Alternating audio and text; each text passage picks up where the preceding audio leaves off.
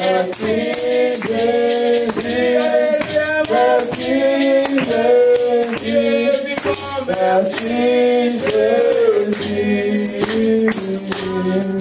dieux véritables, merci. Alléluia, merci. Alléluia, merci. Elle est toute bonté, merci. Aujourd'hui, merci.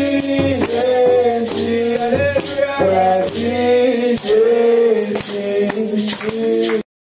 C'est mes frères, c'est vraiment aujourd'hui beaucoup de paix. Je vais vous rappeler solennellement que l'église, vous n'arrivez jamais au travail en retard. Donc quand vous arrivez à l'église en retard, c'est pas non seulement un manque de respect, Dieu n'aime pas ça. Dieu n'aime pas ça. Dieu ne fait exception de personne. Je vais juste vous rappeler cela, si je vous rappelle, je ne veux pas que Dieu me fasse trembler à cause de vous. Alléluia. Gloire à Jésus-Christ. Arrivez à la... Vous savez, le dimanche, préparez-vous samedi, soyez concentrés. Parce que l'ennemi ne vous pas. S'il y a une bénédiction qui arrive, il va chercher à vous empêcher. Alléluia. Soyez vraiment vigilants. Gloire à Jésus-Christ. Amen. Que son nom soit béni et soit exalté. Des fois, c'est des attaques parce que vous n'avez pas prié le soir, samedi soir. L'ennemi vous attaque par la fatigue, la distraction, pour vous empêcher d'arriver à temps. Il faut vous réveiller par la chrétienté. En ces temps ici, appartient aux persévérants. On ne commence pas à être distrait. Alléluia. Nous allons continuer l'enseignement avec elle. Ce que nous avons commencé dimanche. Il y a plus de 4 dimanches. On parlait du Saint-Esprit. Et j'étais en train de décrire le Saint-Esprit dans ce qu'il est et dans sa personnalité, qu'est-ce que sa personne fait. Et on était arrivé au rôle du Saint-Esprit envers le croyant. Alléluia. Je vais un peu revenir sur ça. Je devais parler de ton spirituel aujourd'hui, mais je crois que je ne vais pas aborder ça plus profondément. Alléluia. On va revenir sur ce qu'on a vu dimanche passé. On était au 5e rôle du Saint-Esprit. Que le Saint-Esprit est là pour révéler les choses de Dieu. Le Saint-Esprit est là pour révéler les choses de Dieu. La Bible dit que les choses de Dieu sont des choses cachées. La Bible dit que les choses que Dieu même a réservées pour nous sont cachées. Elles ne sont jamais montrées au cœur de l'homme. C'est-à-dire, quand tu deviens chrétien, tu dois t'attendre à avoir la compréhension ou avoir la révélation, à comprendre des choses que les autres dans le monde ne comprennent pas. C'est pourquoi c'est très difficile qu'un chrétien se comprenne avec un autre chrétien. Quand vous voyez, vous comprenez avec un autre chrétien, il y a un danger que vous ne soyez même pas chrétien. Parce que Dieu, ce qu'il fait montrer à votre cœur, lui ou elle qui ne connaît pas Dieu, le monde qui nous entoure ne connaissent pas ces choses. Il peut voir la croix de Jésus, croire que c'est juste. Un monde. Il peut entendre le sang de Jésus, il peut croire que c'est juste un truc comme ça. Il peut entendre la prière, ils ne connaissent pas ce qu'il y a une puissance derrière la prière. Les choses que on revient dans 1 Corinthiens chapitre 2, verset 9, il dit, comme il est écrit, ce sont des choses que l'œil n'a point vues, que l'oreille n'a point entendues, qui ne sont point montées au cœur de l'homme, que des choses que Dieu a préparées pour ceux qui l'aiment. Des choses que l'œil n'a pas vues, que l'oreille n'a pas, entendues, sont montrées au cœur de l'homme. Alléluia. C'est-à-dire que dans la vie chrétienne, tu dois t'attendre aux révélations, à la compréhension de certaines choses que tu ne comprenais pas. Parce que quand on ne connaît pas Dieu, il y a un voile. Il y a un voile. Et ce voile-là, quand Dieu vient en vous, quand vous convertissez en Jésus-Christ, ce voile est ôté. C'est des choses que je n'ai pas permis de parler. Malgré ma fatigue, l'Esprit nous apprend beaucoup de choses. Et ce voile est ôté. Ce voile est 2 Corinthiens, chapitre 3. Je n'avais pas prévu de parler ça. Vous allez lire chapitre 2 plutôt. Et... non, chapitre 3. 2 Corinthiens, chapitre 3. Alléluia. Au verset... Prenons du verset 15 à 16. Ok. Donnez un micro à Merveille, il va nous dire cela. Gloire à Jésus-Christ. Il doit y avoir une bataille qui marche parmi ceux qui sont derrière la chercheur. Il n'y a pas un. Donnez un micro, même celui de Phil, celui de Moïse. Alléluia. Et puis n'oubliez pas d'acheter des batteries. 2 Corinthiens 3, verset 15 dit, jusqu'à ce jour, quand on lit Moïse, le voile est jeté sur le cœur. Ça veut dire que quand vous lisez l'Ancien Testament, jusqu'à ce jour, le voile est jeté dans le cœur. Et puis il dit, lorsque les corps se convertissent au Seigneur, le voile est ôté. Or, le Seigneur, c'est l'Esprit. Là où il y a l'Esprit du Seigneur, il y a la liberté. Alléluia. Merveille, lis-nous le verset 18 rapidement. Gloire à Jésus-Christ. 2 Corinthiens chapitre 3, verset 18. Alléluia. 2 Corinthiens 3, verset 18, je lis la parole du Seigneur. Nous tous qui, le visage découvert, contemplant comme dans un miroir la gloire du Seigneur, nous sommes transformés en la même image, de gloire en gloire, comme par le Seigneur l'Esprit. Alléluia. Quand on revient au verset 16, lorsque les cœurs se convertissent en Jésus-Christ, le voile est ôté. Et la personne qui fait ôter ce voile, ça veut dire quoi? Ça veut dire maintenant vous comprenez les choses. Ah, c'est ça. C'est pourquoi quand les voiles demeurent, tu ne comprends pas. C'est peut-être pourquoi vous arrivez à dimanche à l'église d'Arrêta. Parce que vous n'avez pas encore compris. Il y a une partie du voile qui subsiste encore. Quand le voile est ôté, les choses de Dieu, vous les comprenez profondément et clairement. Pourquoi? Retournons dans 1 Corinthiens chapitre 1, 2 plutôt. 1 Corinthiens 1 chapitre 2. Alléluia. Amen, c'est le micro là, il faut le faire un peu fort. Alléluia. 1 Corinthiens chapitre 2, j'ai besoin que quelqu'un lise parce que physiquement je suis un peu fatigué aujourd'hui. Alléluia. Nous allons voir ici que le verset 11, lesquels les hommes connaissent les choses de l'homme, si ce n'est que l'esprit de l'homme, de même personne ne connaît les choses de Dieu, si ce n'est que l'esprit de Dieu. Nous n'avons pas reçu l'esprit du monde, mais l'esprit qui vient de Dieu, afin que nous connaissions les choses que Dieu nous a données par sa grâce. C'est-à-dire que quand tu tournes vers Dieu, le Saint-Esprit te dévoile les choses, tu comprends les choses. Maintenant, si tu comprends les choses, mais que ton comportement, ton attitude ne suit pas, ça c'est ton problème avec Dieu. Ton problème en fait. Parce que Dieu, lui, tu vois, on dit Dieu a fait sa part. Des fois, il t'a montré, il y a un danger devant. Et toi, tu ne sais pas, tu vas toujours dans les dangers à devant. Quand il va y avoir des problèmes, Dieu va dire hélas. C'est dans la Bible le mot hélas. Donc nous comprenons là que quand on tourne vers le Seigneur, le Saint-Esprit vient, il ôte le voile. Il nous ouvre le cœur. On a ce qu'on appelle les révélations. C'est un des rôles centraux du Saint-Esprit de nous révéler les choses qui sont cachées. Vous allez voir dans Luc chapitre 2, verset 2 rapidement. Gloire à Jésus-Christ. Je vais un peu augmenter les volumes ici. Obéir à la fin. Gloire à Jésus-Christ. Alléluia. Amen. Nous allons dans Luc 2, chapitre Luc 12 plutôt, chapitre 2. Amen. Luc 12, chapitre 2, j'ai eu la parole du Seigneur Jésus-Christ. Il n'y a rien de caché qui ne doive être découvert, ni de secret qui ne doive être connu. Amen. Amen. Le verset 3, c'est pourquoi tout ce que vous aurez dit dans les ténèbres sera entendu dans la lumière. Tout ce que vous aurez dit à l'oreille dans les chambres sera prêché sur le toit. Qui va découvrir tous ces secrets? C'est le Saint-Esprit. Donc l'esprit des révélations. Pourquoi les chrétiens ne cherchez pas à derrière les portes d'écouter ce que les gens disent de toi. Même les chrétiens disent, n'allez jamais faire ça. Parce que l'Esprit de Dieu, quand tu crains Dieu, quand il y a un danger devant toi, il va toujours te révéler les choses. Souvent il révèle les choses, mais les gens manquent de courage de dire non. Ou de s'éloigner de la personne, ou de couper les relations. Les gens manquent de courage, mais Dieu souvent dans les enfants qui les craignent, il va toujours te révéler. Parce qu'il dit, pourquoi il n'y a rien de caché qui doit être découvert, ni de ce qui doit être connu. La personne qui fait ça, c'est le Saint-Esprit. C'est pourquoi ne t'inquiète pas, oh, ah, tu vois les gens qui parlent, peut-être qu'ils parlent de moi. Non, laissez-les.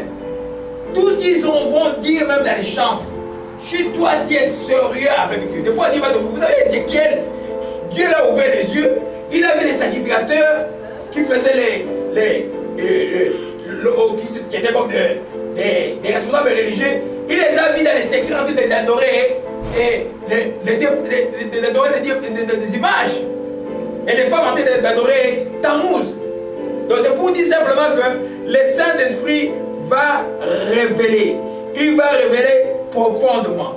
Quand nous allons dans Jean 16, gloire à Jésus-Christ. Dans Jean 16, gloire à Jésus-Christ.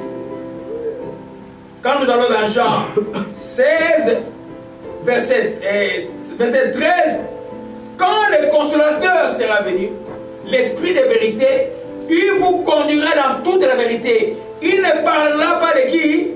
De lui-même. Il dira tout ce qu'il aura entendu et vous l'annoncera. Donc le Saint-Esprit dans le milieu des croyants, il révèle les choses cachées. Il enlève le voile, parce que ces choses-là viennent. Donc ils viennent au niveau du cœur, mais le cœur de l'homme ne les connaît pas. La personne qui fait le voiler ce corps pour que l'homme comprenne, oh, c'est ce que Dieu veut me dire. Ah, c'est ce que cette parole veut dire. C'est le Saint-Esprit qui vient pour expliquer ces choses-là. C'est pourquoi il faut l'honorer. Alléluia. Il faut l'honorer.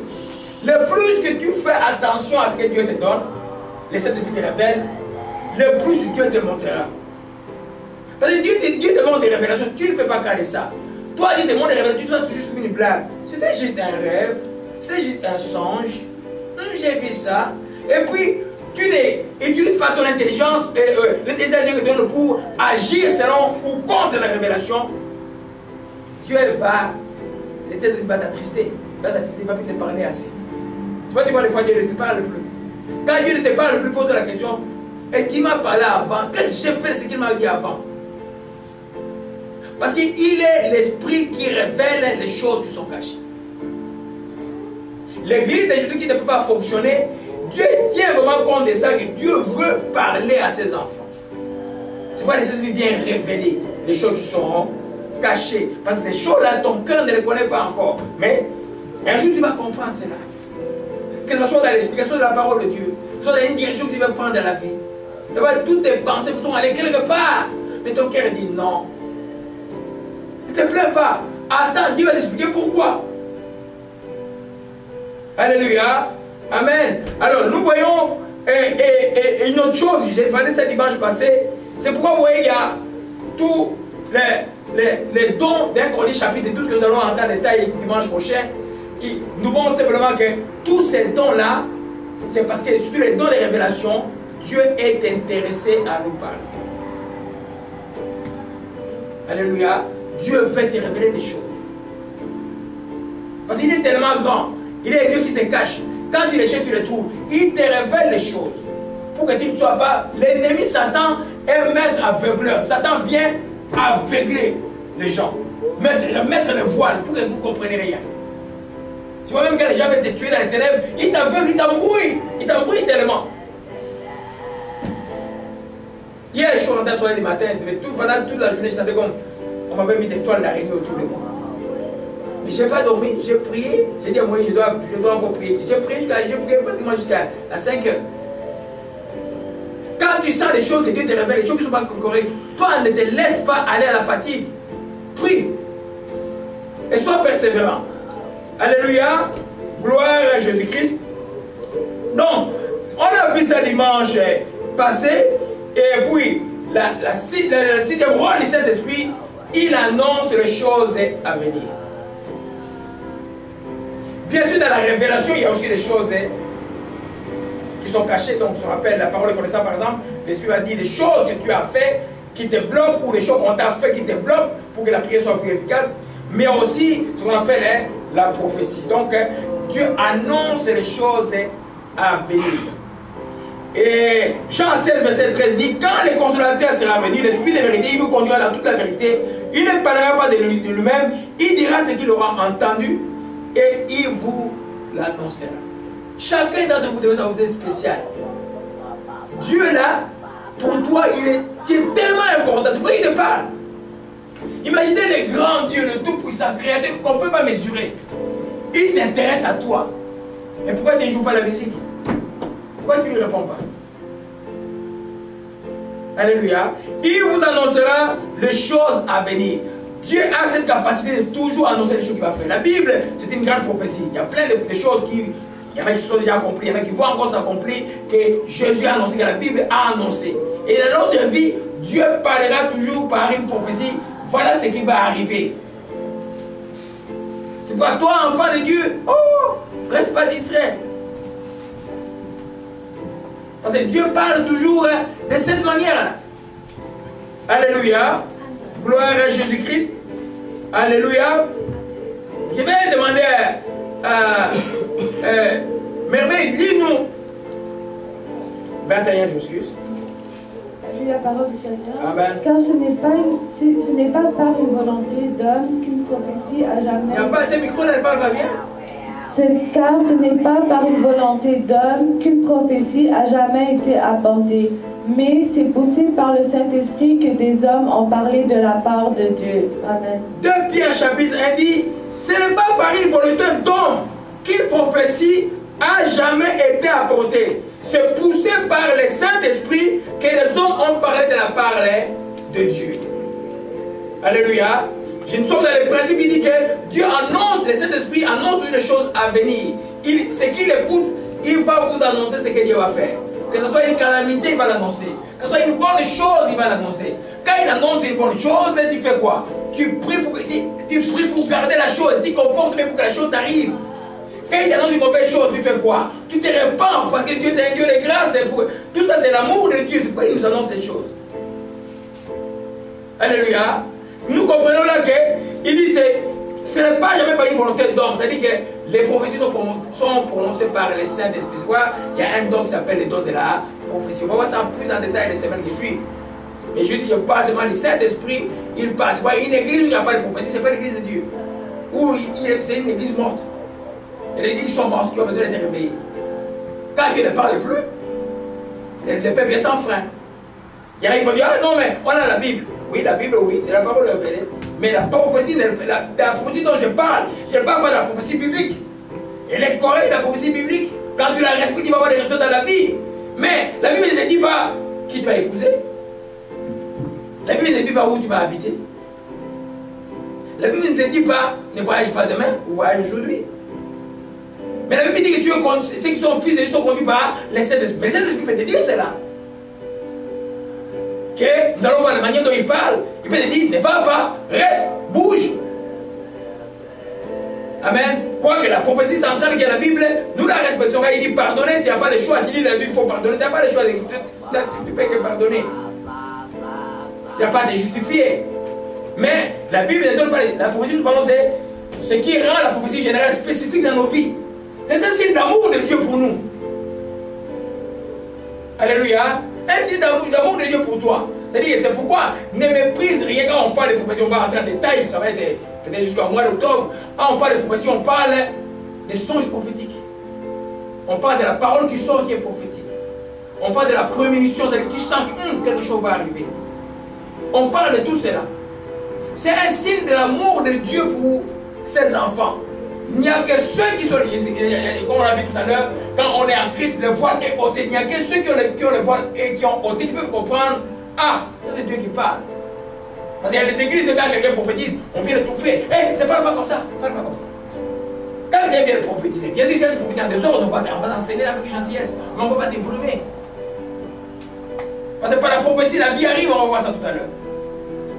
Alléluia, nous comprenons cela, mes bien-aimés. Et après, c'est pourquoi vous allez lire dans Apocalypse 19, verset 10, merveille, lit un peu à une voix forte. Et Apocalypse 19, verset 20.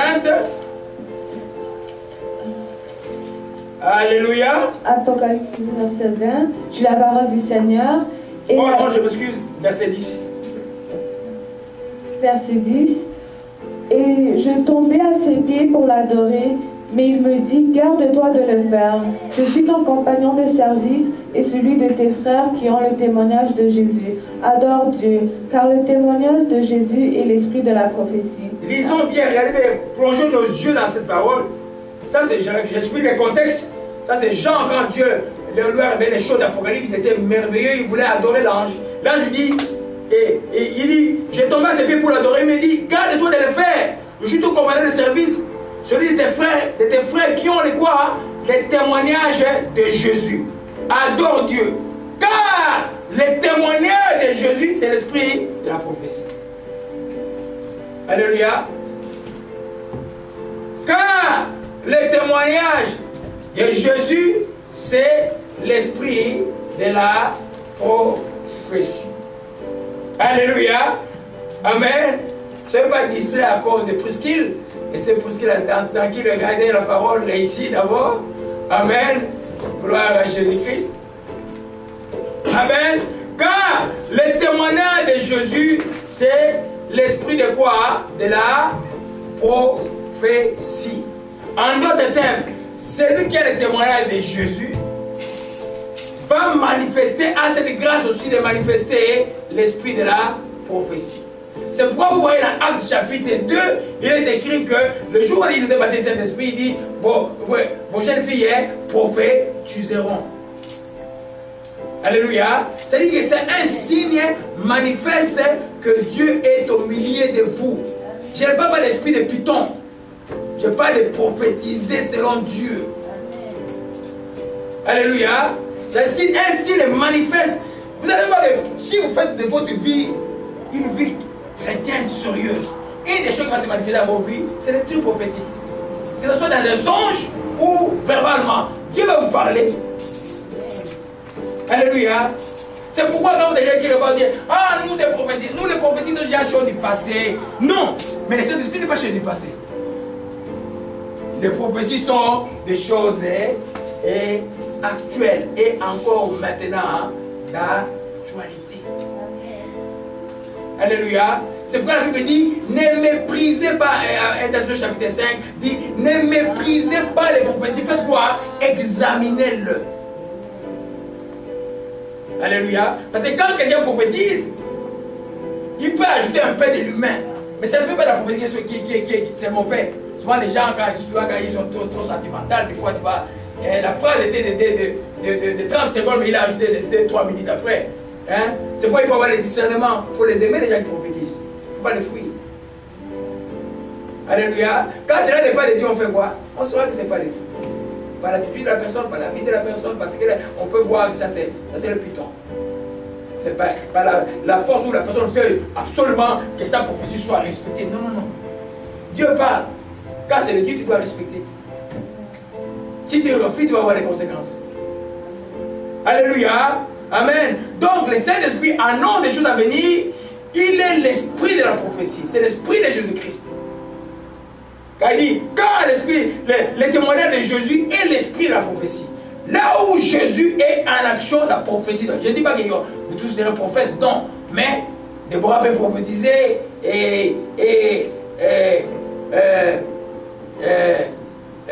n'importe qui dans la salle ici peut prophétiser. Des fois, il y a des gens qui prophétisent, mais qu'est-ce qui va arriver? Mais Dieu t'a utilisé à ce moment-là. Alléluia. Pourquoi on parle de ces choses? Parce que si on n'en parle pas, on va rater beaucoup de grâces de Dieu. Il y a des gens dont les vies entières ont été changées juste à cause d'une prophétie. Il y a des gens qui aussi sont sortis de la mort à la vie justement à cause d'une prophétie. Dieu veut parler à son peuple. Alléluia. Nous comprenons cela, mes bien-aimés. Gloire à Jésus-Christ. Je vous ai parlé avec l'esprit de Python. Mais le diable, lui, il ne va pas laisser les gens. Le diable imite tout ce que Dieu fait. Amen. Quand vous parlez avec lui, l'esprit de Python viendra. Il va vous dire peut-être des choses qui sont vraies. Mais vous allez voir, il y a une certaine inutilité, une certaine redondance. Vous comprenez le mot redondance? Une répétition inutile, une insistance inutile. Nous avons dans Actes chapitre 16, vous allez voir Paul et Silas, ils sont frappés après avoir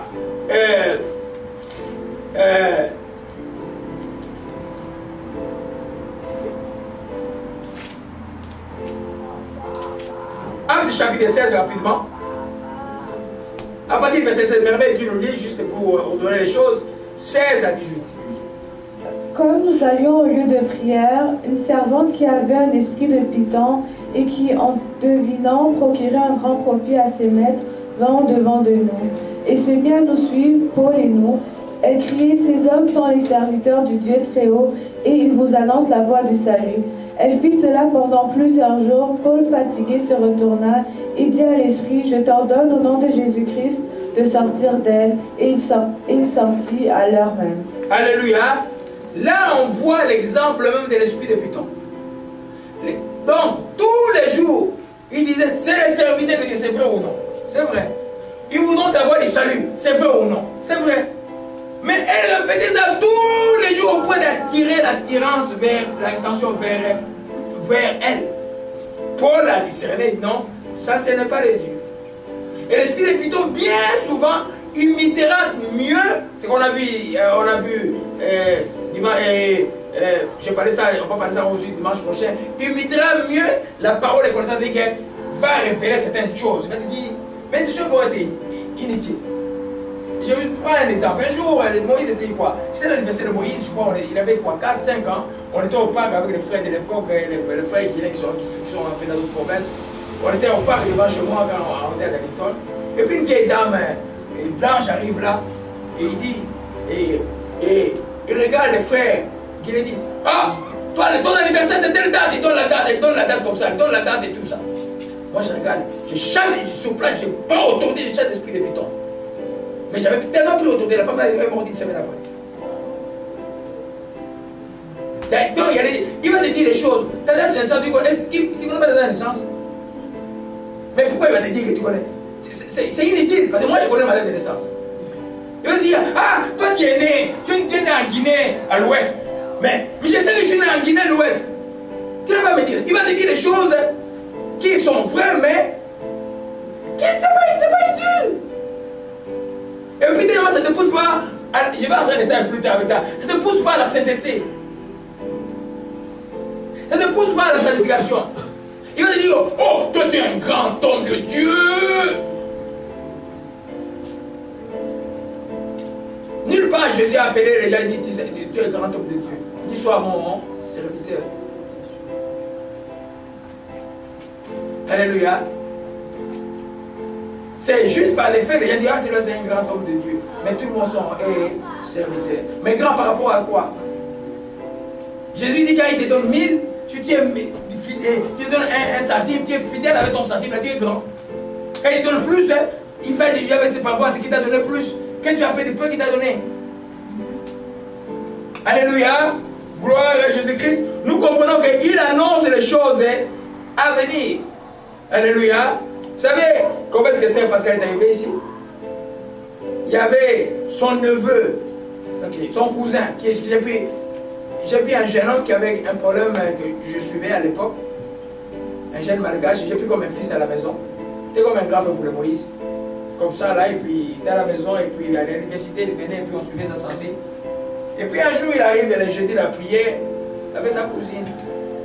Et puis moi je regarde, on venait de sortir de la prière de jeudi, là on a terminé, elle venait d'entrer. J'ai dit, ah ma soeur, c'est là qui est venu chercher, tu l'as trouvé. J'ai dit, mais qu'est-ce que tu es venu chercher? Ah, je suis venu faire un travail, faire un test, elle lui a dit que tu l'as trouvé. Elle est retournée en France, et puis on l'a écrit une lettre, mais on ne l'a pas pris. Là, ça devait être déjà à côté, quelqu'un m'a dit une fausse prophétie là-bas. Et puis une semaine après, on l'appelle, dit, madame, es-tu encore intéressée à ce travail-là? C'est pas là que c'est parce qu'elle est avec nous depuis 2004. Vous comprenez un peu? Donc, c'est comme ça la prophétie de Dieu arrive. Mais celui du diable va te mettre dans les conditions, des situations qui peut-être qu'ils vont te flatter pour te piéger demain. Alléluia. Gloire à Jésus-Christ. Amen. Alors, 7e chose, on va avancer parce qu'on a un bébé pour qui on va prier aujourd'hui. Alléluia. Et l'Esprit Saint nous dirige Non, prenons le 8e, je vais parler de ça après. L'Esprit Saint glorifie toujours Jésus-Christ. Le Saint-Esprit de Dieu, quand il est là, il va toujours glorifier Jésus-Christ de Nazareth. Donc lui, il ne prend pas la gloire pour eux. C'est pourquoi on n'adore pas le Saint-Esprit. On adore le Père et le Fils. Mais par lui, c'est par lui que nous adorons. C'est par lui que nous disons Abba, Père. Mais lui, le Père et le Fils, il n'y a pas trois dieux. C'est un seul Dieu. Sauf ceux qui ont le voix et on peut comprendre cela. Les autres ne peuvent pas comprendre. Ils vont dire, ah, vous priez trois dieux. Les chrétiens ne peuvent pas trois dieux, mais un seul Dieu. Alléluia. Nous comprenons cela, mes bien-aimés. Donc, quand Jésus est glorifié, c'est que le Saint-Esprit est en action. Alléluia. Jean 16, verset 14, verset.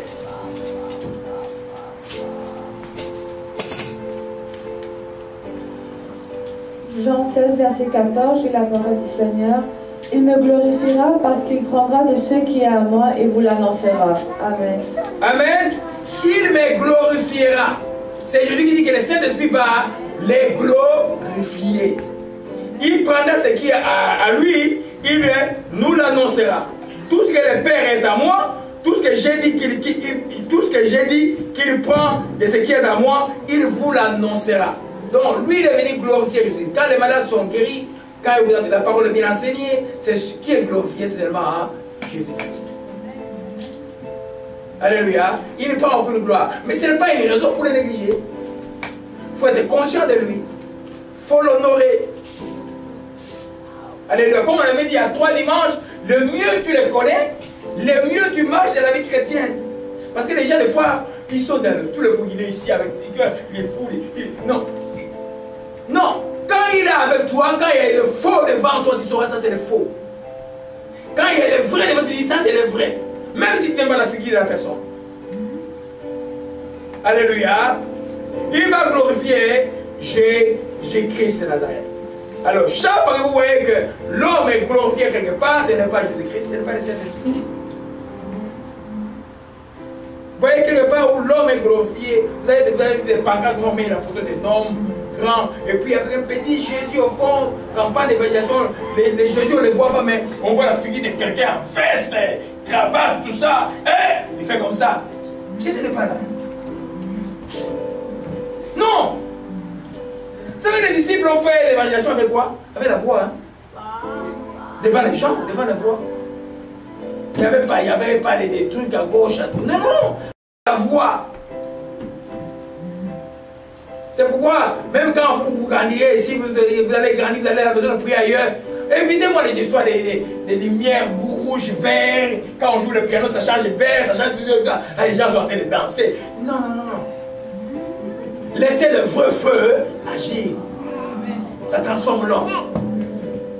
Tous ces appareils, l'homme les fait pour attirer. Me disait, mais parce qu'on doit les faire pour attirer les gens. Il dit, frère, vous attirez la chair. Le cœur est resté dehors. Vous allez avoir des chrétiens qui marchent comme ça. La chair est devant, le cœur est dehors. Ça ne marche pas. Non. Laissez les gens être rayés. Tu sais, des fois, tu peux parler tranquillement. Vous pouvez être à 5, à 3. Vous priez, vous avez Dieu vous visite. Et la vie est transformée. Quand des fois des lumières, les gens arrivent, ils donnent des lumières incroyables. Le piano joue, c'est jaune, c'est vert. Des fois, ils prennent des lumières violet, noir, ils changent. Et puis après, non, non. Ça n'attire pas l'Esprit de Dieu. Ça attire l'apparence extérieure. Oh, la Bible dit l'apparence, même vous connaissez, même dans le monde, on dit l'apparence trompe. Alléluia. Amen. Alors, donc vous voyez que lui va glorifier. Chaque fois que vous allez quelque part, vous voyez, même nous, dans notre démarche quotidienne, quand je fais quelque chose qui ne glorifie pas Jésus, j'attriste les Saint-Esprit. On a vu, il y a des dimanches, quand, Éphésiens chapitre 4, n'attristez pas les Saint-Esprit par lesquels vous avez été scellés le jour de votre rédemption. Le jour où Dieu est venu en Christ, qui a été scellé. Alors, Shabbat, tu es dans l'amertume, tu es dans la colère, quand tu es dans les péchés, tu es dans l'hypocrisie, tu attristes les Saint-Esprit. Donc, il n'agit pas comme il faut. Et tu perds le temps. Tu ne peux pas aller vite. Tu stagnes. Alléluia. Vous savez qu'à un moment donné, la chrétienté devient lourde quand on stagne. Il y en a qui ont su dit, ah non, ben, ils ont cherché, ils ont reçu le boulot qu'ils voulaient, tout ce qu'ils voulaient avoir. Ils se rendent compte que spirituellement, ils ne sont plus même plus dans la marche. Parce qu'ils ont cherché ce que le monde cherche. Nous d'abord, c'est le ciel et le cœur. De notre cœur est à Dieu. Alléluia. Gloire à Jésus-Christ. Neuvième rôle du Saint-Esprit. Ça, c'est très important. C'est pourquoi le pasteur prie pour nous souvent. Des fois, je dis, je prie pas, je dis, pas prier. Des fois, je dis, je ne veux plus prier, après, je dis, pas prier. Le Saint-Esprit rend la vie là où il y a la mort. Il apporte la délivrance. Même quand on vous impose les c'est pas la main de l'homme, c'est le Saint-Esprit qui agit parce qu'il a où est l'homme. Alléluia. Romains 8, verset 11, c'est un texte que j'utilise souvent quand je vais prier pour les gens qui sont dans les comas. Romains 8. Alléluia. Romains 8, verset 11. Oui, oui, allez-y. Et si l'esprit de celui qui a ressuscité Jésus d'entre les morts habite en vous, celui qui a ressuscité Christ d'entre les morts rendra aussi la vie à vos corps mortels par son esprit qui habite en vous. Amen. Amen. Si l'esprit, lisez avec moi nous tous, si l'esprit qui a ressuscité Jésus d'entre les morts habite en vous, celui qui a ressuscité Christ d'entre les morts rendra aussi la vie à vos corps par son esprit qui habite en vous. Je répète, si l'esprit qui a ressuscité Jésus-Christ d'entre les morts habite en toi, quel est l'esprit qui a ressuscité Jésus-Christ d'entre les morts? C'est le Saint-Esprit. Est-ce qu'il habite en toi? Oui, parce que tu crois en Jésus-Christ. Oui, lui là, il rendra aussi la vie à vos corps mortels. C'est-à-dire que quand ton corps est malade, la maladie c'est un chemin de la mort. Le Saint-Esprit va rendre la vie. Quand on dit la guérison, on impose, oh, j'ai déjà dit, il chaleur, mais travaille. Qui a déjà prié qui était malade ici, et dit ça comme une chaleur dans ton corps. Et puis, on dit, je me sens bien. Le Saint-Esprit vient rendre vie là où il y avait la mort. Même quand tu es malade, tu ne sais pas où vient la maladie. Si tu programmes ces textes-là tous les jours avec foi, tu vas voir que le Saint-Esprit va rendre la vie. Mais ça va au-delà du texte. Ça va au-delà de toute circonstance de la vie qui paraît comme une circonstance morte. Le Saint-Esprit viendra rendre la vie. C'est pas dit quand je vous ai décidé d'arriver à l'église à temps. Pourquoi? Parce que quand vous commencez l'église avec votre repentance et tout, nous entrons dans la louange. Souvent dans la louange, vous allez voir que Dieu va commencer à régler les choses. Quand tu loues Dieu, que Dieu règle les choses pour toi, tu n'as même pas demandé. Mais le Saint-Esprit vient quoi? Rendre la vie. Il est l'esprit de vie. Alléluia. C'est pourquoi la préparation à la prière, même dans ta questions personnelles, aujourd'hui, l'ennemi cherche à distraire à gauche, à droite. Non. Toi, laisse que le Saint-Esprit vienne rendre la vie à ton corps mortel. Que ce soit la maladie, que ce soit même une situation qui semble chaotique, que ce soit même une perte et la mort spirituelle qui t'inquiète, le Saint-Esprit rend la vie. Quand on se répand, il nous rend la vie. Et vous voyez que Dieu est tellement bon, des fois, tu es inondé, attaqué de toutes parts, tu ne sais pas où mettre la tête. Donc je dis comment c'est des requêtes, tu vas arriver peut-être à 40. Mais tu n'as même pas la foi pour les 5 requêtes que tu as. Les chemins les plus courts, c'est quoi? Commence à louer Dieu, à rendre grâce à Dieu. Pour que le Saint-Esprit vienne sur toi et qu'il te défende. Il rend la vie. Ésaïe 59, verset 19, merveille rapidement. Gloire à Jésus-Christ. Ésaïe 59, verset 19. Amen. La parole du Seigneur. On craindra le nom de l'Éternel depuis l'Occident et et sa gloire depuis le soleil levant. Quand l'ennemi viendra comme un fleuve, l'Esprit de l'Éternel le mettra en fuite. Amen. Alléluia. Quand l'ennemi viendra comme un fleuve, l'Esprit de l'Éternel le mettra en fuite. Voilà pourquoi vous mettez les lois dans votre maison. Voilà pourquoi vous louez Dieu. C'est une grande arme spirituelle que d'être dans la louange. Que Dieu sied au milieu de louanges de son peuple. Qui est ce Dieu qui sied au milieu de louanges? C'est le Saint-Esprit. Et puis, quand il y a des problèmes partout, hop, regarde Dieu. Commence simplement à le louer. Enferme-toi pendant une heure. Loue-le. Prépare ton cœur pour une pendant 7 heures si tu es fautif. Parce que si tu es fautif, ta louange le provoque encore. Demande pardon à Dieu et puis commence à le louer. Je ne sais pas par où commencer. Mais Dieu aime ceux qui le louent. Dieu aime ceux qui l'adorent. Dieu aime ceux qui lui rendent grâce. C'est pourquoi il a dit, je cherche qui? Les adorateurs. Dieu cherche qui? Les adorateurs. Dieu ne cherche pas les demandeurs, les gens qui le demandent tout le temps. Quoi qu'il faut le faire, il n'y a pas de problème. Pour ça, il a dit, demandez, vous donnera. Mais Dieu, lui, cherche les adorateurs. Vous voyez, quand tu l'adores, il va te laisser comme ça? Non! Quand tu l'adores, Dieu est couronné de gloire. Le Saint-Esprit est en toi. Alors, quand l'ennemi viendra comme un fleuve sur toi, sur ta famille, c'est pourquoi, vous voyez, des fois, j'ai dit aux enfants, je sais pas la louange à la maison, mettez la louange, mettez la louange. Je me sens irrité. Quand je me sens irrité, j'ai dit, oui, je ne sens pas la louange, mettez la louange. Parce que ça amène la gloire de Dieu. Alléluia. Ça amène la gloire de Dieu. Et c'est encore plus sérieux quand tu mets ça dans ta propre bouche. Alléluia. Et quand l'ennemi va venir, il va fuir loin de toi. Parce que tu es couronné de quoi? De gloire. L'ennemi ne peut pas pénétrer là où il y a la gloire de Dieu.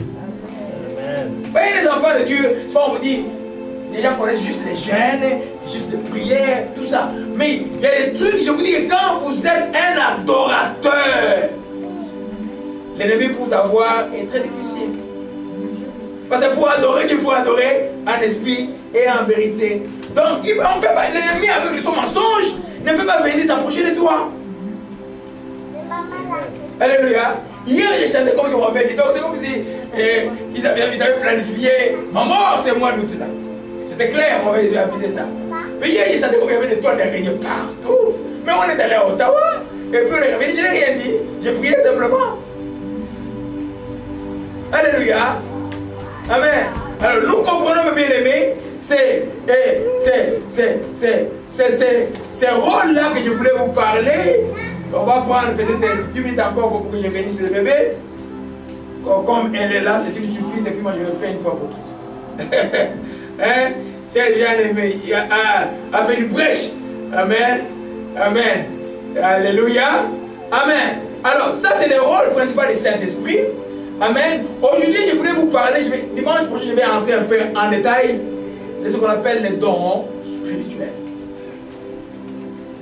C'est important, les dons spirituels.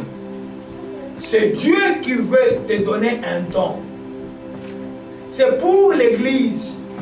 C'est pour l'utilité commune. C'est des dons qui viennent par le Saint-Esprit, qui est le distributeur de dons. Il les donne comme il veut et à qui il veut, parce que c'est lui qui sort de les cœurs et les reins. Amen. Alléluia. Amen. Donc, c'est pourquoi les chrétiens, je commence par une remontrance, n'enviez pas quelqu'un encore des dons. Parce qu'à chaque don, il y a une demande qu'il va faire. Je t'avais donné un don. Qu'est-ce qu'il y en a à faire?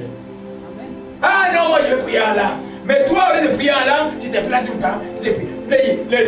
Les problèmes se passent dans la ville, tu ne pries pas. Tu vois à la télévision le message, ah, qu'est-ce qui se passe dans le monde? Au lieu de prier. Toi, dis, n'utilise pas les dons que Dieu te donne. Dieu va te demander des comptes. Alléluia. Amen. Les dons spirituels sont très très importants. Je prends juste 10 minutes. Et on va revenir sur ça en profondeur. Alléluia. Amen, amen. Je vais commencer par quelque chose d'unicité. Mais lis-nous un peu 1 Timothée 4, verset 14.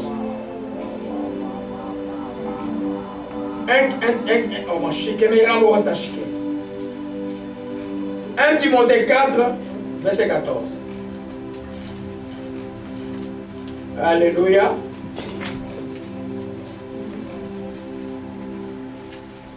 Amen.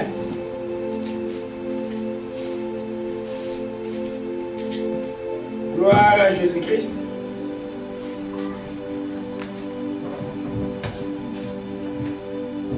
Timothée 4, verset 14.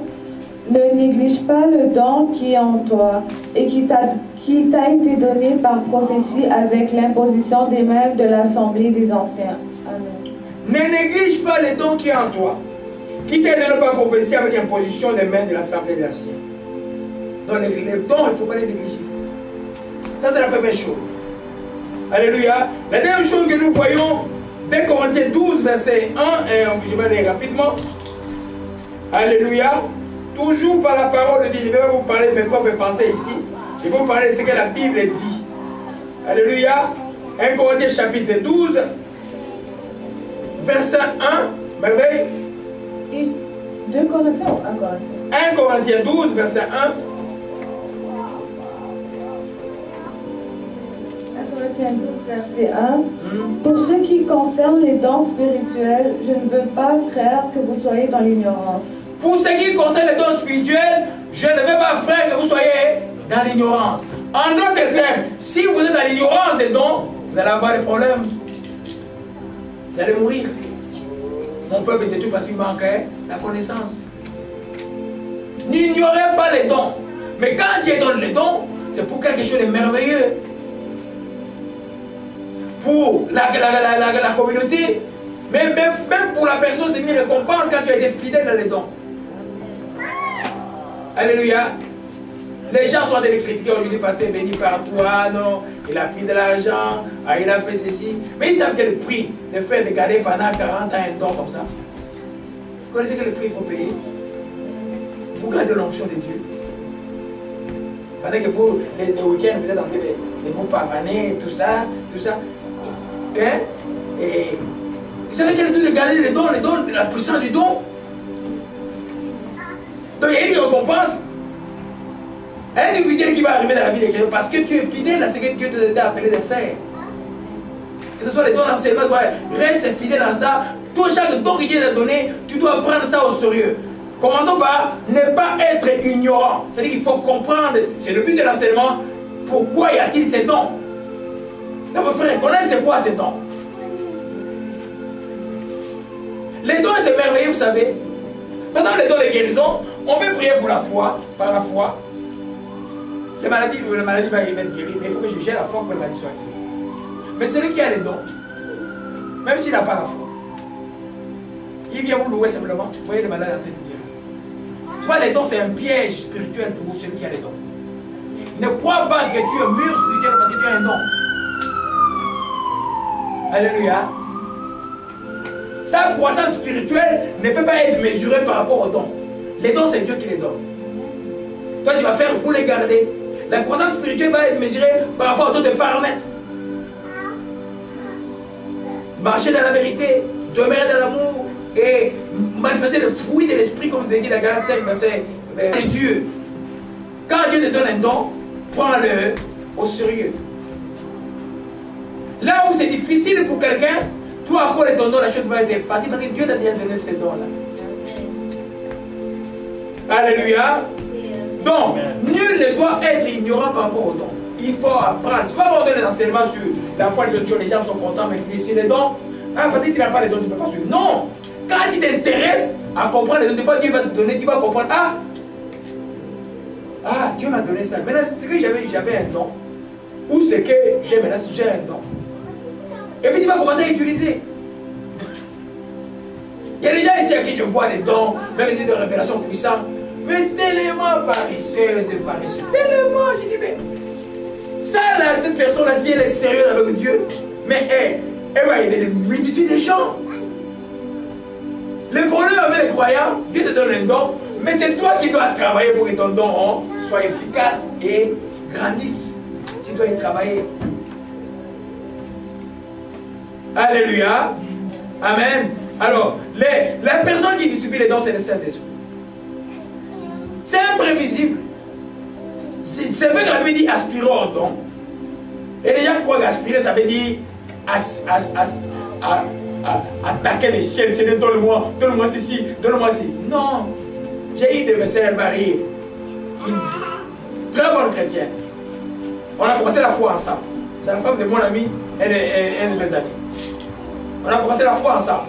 C'est une maman qui s'occupe de beaucoup de jeunes, et garçons et filles. Vraiment, on voit les résultats d'une femme de Dieu. Même elle parle pas en langue. Et puis ça la dérange tout le temps. L'année dernière, elle m'a appelé, elle dit, mais c'est pas possible que moi je puisse pas parler en langue. J'ai dit, mais est-ce que je joue là? Moi, j'ai dit qu'il était parti du Saint-Esprit. Ah, une fois, j'avais parlé un peu. Je dis oui. Mais qu'est-ce que tu cherches encore? Ah non, il faut gêner pour moi pour que je parle là. C'est voilà. J'ai dit, on va quand même gêner. Mais j'ai oublié. J'ai gêné 3 jours plus, je l'ai oublié. Je l'ai oublié pendant une année. C'est pas important. Parce que Dieu va te donner ça. Amen. Alléluia. Il va te donner ce qui te convient. Dieu sait comment il donne les dons aux gens. Amen. Mais ce que j'ai constaté, que quand tu es vraiment sérieux avec Dieu, ton don devient efficace et efficient. C'est-à-dire qu'il commence à aider les gens. Parce que les dons n'est jamais pour toi-même. Amen. 1 Corinthiens chapitre 12, verset 7 dit, or la manifestation de l'esprit est donnée pour l'utilité commune. Les dons est donné pour les autres. Mais toi tu n'aimes pas les gens. Ou tu vois quelqu'un émerger, tu commences à devenir jaloux de la personne. Mais Dieu te donne des dons, comment tu vas aider les gens? Les dons que Dieu me donne, c'est pour vous, c'est pas pour moi. Vous pouvez déjà prier pour les enfants. Vous comprenez ça? Mais si tu n'as pas l'amour, les dons ne peuvent pas se manifester comme il faut. C'est vrai que je préfère les enfants de Dieu commencent par devenir d'abord chrétien, marcher selon l'amour. Quand les dons viennent dessus, c'est merveilleux. Vous savez que l'église qu'on appelle l'église de Corinthe était remplie de tous les dons. Mais c'est l'église où il y a eu le plus d'abominations possible. Donc je dis que les dons est là. Mais toi, enfant de Dieu, toi, église, tu dois travailler pour que les dons soient efficients et efficaces. Il aide vraiment les gens. Amen. 1 Corinthiens chapitre 13, verset 1. Non, chapitre 12, verset 31 dit, aspirez au don le meilleur, je vais encore vous montrer une voie par excellence. Et puis commence le verset 13 qui nous parlait de l'amour. Donc, quand il y a l'amour dans le cœur, les dons est très efficace. Parce que c'est pour les autres. C'est pour les autres. Alléluia. Gloire à Jésus-Christ, que son nom soit béni et soit exalté. Amen. Romains 12, verset 6 à 7 merveilles. On va terminer par là parce qu'on va prier pour le bébé. Et puis je vais entrer dans la profondeur de la matière de dons. Ne manquez pas dimanche passé, inviter les gens. Ça va. Beaucoup de gens ne connaissent pas de choses. Il y a beaucoup que Dieu va demander à la fin des temps. Je t'avais donné un talent que tu as fait. Ils ne savent pas c'est quoi le talent. C'est la chose que Dieu t'a donnée. C'est à toi de le faire prospérer. Jésus nous a parlé de la parabole de l'homme infidèle qui a pris, à qui Jésus a donné un denier, il allait cacher ça sous terre. Il n'a pas fait fructifier. C'est à toi de faire fructifier ton don. Soyez disponible pour les gens. C'est pas moi, je ne refuse pas que quelqu'un m'appelle et viens prier, je ne refuse pas. Alléluia. Alors du merveille, Romains 12, verset 6 à 7. Je lis la parole du Seigneur. Puisque nous avons des dons différents selon la grâce qui nous a été accordée, que celui qui a le don de prophétie l'exerce selon l'analogie de la foi, que celui qui est appelé au ministère s'attache à son ministère, que celui qui enseigne s'attache à son enseignement, et celui qui exhorte à l'exhortation, que celui qui donne le fasse avec libéralité, que celui qui préside le fasse avec zèle, que celui qui pratique la miséricorde le fasse avec joie. Amen. Alléluia. Et le verset nous dit que la charité soit sans hypocrisie. Ayez le mal en horreur. Attachez-vous fortement au bien. Le mal en horreur. Les chrétiens qui font le mal, tu dois avoir horreur de ça. Et tu dois t'attacher à l'inverse fortement au bien. Je reviens sur ça. Il dit, nous avons des dons différents selon la grâce qui nous a été accordée. En d'autres termes, Dieu donne les dons différents. À toi, il va donner ceci, à l'autre, il va donner la prophétie pour que vous soyez interdépendants. C'est là l'utilité même de l'église, les gens qui sont ensemble. Alléluia. Si vous n'êtes pas ensemble, comment les dons vont fonctionner? Chacun va être dans son coin avec son don et ça ne va pas aider les autres. Comme il n'y a pas d'amour, tu ne seras pas en train de voir, tu vois que les dons c'est pour non, c'est pour les autres. Ce n'est jamais, jamais, jamais pour toi, jamais, jamais pour toi. Alléluia. Gloire à Jésus-Christ. Acclamons encore le Seigneur, il est vivant, que son nom soit béni. Alléluia. Amen. Donc nous allons continuer, on va un peu prier pour les bébés tout à l'heure.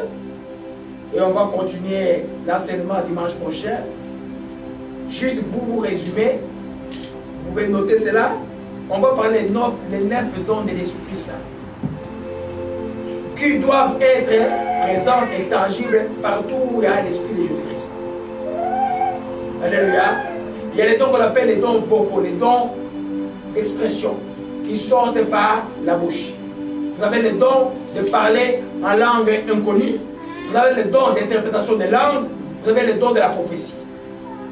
Et vous avez les dons de révélation. Les dons de révélation, c'est les dons qui viennent, on a vu ça dans l'introduction, révéler des choses, expliquer des choses, éclaircir des choses. Voilà les dons de la parole et sagesse. Nous avons les dons de la parole et connaissance. Et vous avez les dons ou les discernements des esprits. Et puis, vous avez les dons de puissance que beaucoup aiment. Alléluia. Là, vous avez les dons de la foi. Vous avez les dons de guérison. Et vous avez les dons des miracles. Alléluia. C'est par vous que ces dons vont être donnés. Il faut être disponible. Alléluia. Déjà, hier, on est revenu d'Ottawa en famille à 3h du matin. Alors je devais déposer ma fille, aider là où elle habite. Moi, on est passé par Saint-Laurent à 3h du matin. Mais je crois que c'était l'enfer. 3h du matin, mais tout le monde est dehors. Moi, je crois qu'est-ce qui se passe? Ils sont tous habités à boire comme les gens. Je dis, mais je pose la question. Ma fille me dit, ah non, parce que les bars viennent d'être fermés. Ah, mais c'est grave. Je dis, mais on a un grand travail à faire de la vie. Mais les gens sont perdus. C'était comme, mais vraiment, c'est comme si c'était une marche. Plein de gens dehors, donc ils n'avaient pas envie de partir. Les bars venaient d'être fermés. Je me suis dit, je ne les ai pas critiqués, en fait, je me suis pas plaint de moi, je dis, on a un travail à faire de la vie. Il faut gagner les âmes pour Jésus-Christ. Tu as un travail à faire dans la vie, de gagner les âmes pour Jésus-Christ. Alléluia. De leur parler de Jésus. Je vais préparer des pamphlets que je vais commencer à vous donner pour vraiment gagner les âmes pour Jésus-Christ. Je vais tellement prier pour ces pamphlets quand vous allez donner aux gens. Les gens doivent accéder, vont accepter Jésus-Christ. Parce que ce que j'ai vu là, c'est très grave. Jésus revient bientôt. Nous tous déjà été perdus. Plein.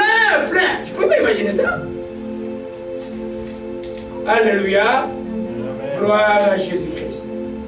Que son nom soit béni et soit exalté. Père, nous glorifions ton nom pour ta parole, ô Dieu de grâce. Merci pour tout ce que tu nous as donné, la grâce de nous expliquer aujourd'hui par rapport au don, ou par rapport à toi, Dieu Saint-Esprit.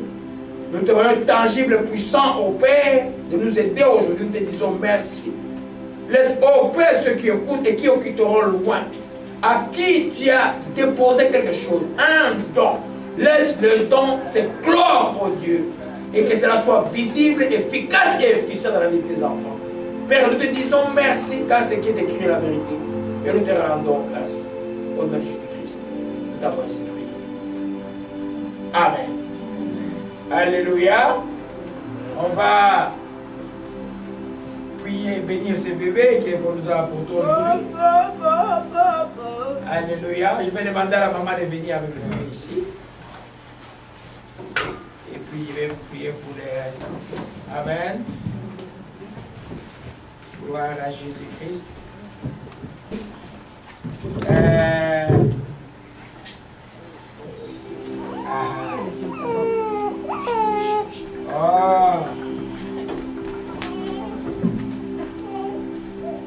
Amen.